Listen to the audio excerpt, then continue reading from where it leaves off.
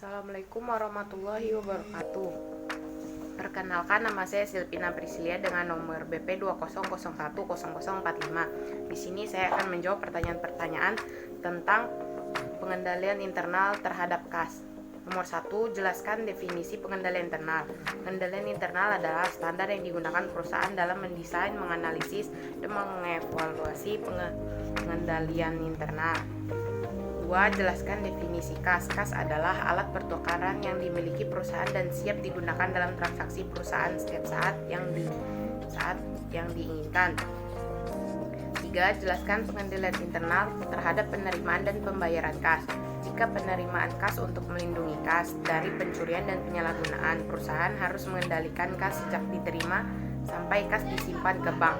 Dan jika pembayaran, sebuah perusahaan dapat memiliki beberapa rekening bank. Misalnya satu digunakan untuk pembayaran secara umum dan satunya lagi untuk pembayaran gaji. Soal 4, jelaskan tujuan pengendalian internal terhadap penerimaan kas. 1. Pengamanan aset. 2. Informasi akurat. Pengamanan aset, melindungi aset perusahaan dari pencurian, kecurangan, penyalahgunaan, atau kesalahan penempatan. Nomor 2, informasi akurat, bahwa pengendalian internal dimaksudkan untuk meningkatkan kendalian data serta catatan-catatan akuntansi dalam bentuk laporan keuangan dan laporan manajemen sehingga tidak menyesatkan pemakaian laporan tersebut. 3. Kepatuhan terhadap hukum dan regulasi, bahwa pengendalian internal dimaksud untuk meningkatkan hukum dan peraturan yang telah ditetapkan pemerintah, pembuat aturan terkait maupun kebijakan entitas itu sendiri. Nomor 5, jelaskan tujuan pengendalian internal terhadap pembayaran kas. 1. Pengendalian internal atas pengeluaran kas harus memberikan jaminan bahwa pengeluaran dilakukan hanya untuk transaksi diotorisasi. 2. Pengendalian kas harus memastikan bahwa kas digunakan secara efisien. 3. Sistem voucher memastikan bahwa apa yang dibayar adalah apa yang benar-benar dipesan, diterima, dan ditagih oleh pemasok.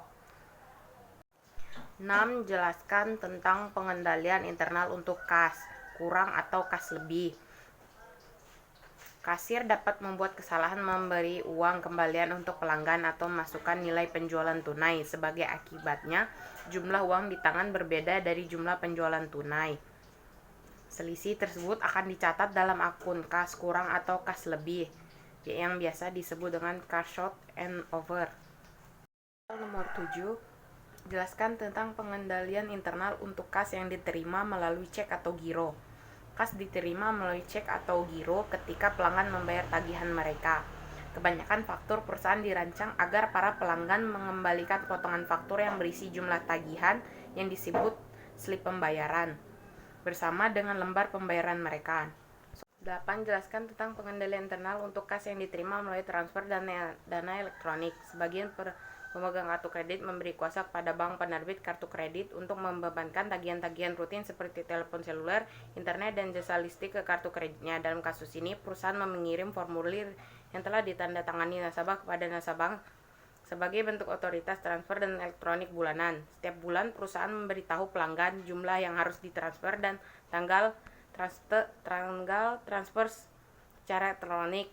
Pada tanggal jatuh tempo, perusahaan mencatat transfer elektronik sebagai penerimaan kas ke rekening bank dan memposting jumlah yang dibayarkan sebagai pengurang saldo piutang ke akun pelanggan yang bersangkutan. Soal nomor 9, jelaskan tentang pengendalian internal untuk sistem voucher. Sistem voucher dirancang untuk membantu dalam pelaksanaan pengawasan terhadap pengeluaran. Sistem ini memastikan ketentuan sebagai berikut. 1. Kewajiban perusahaan hanya dapat terjadi dari transaksinya.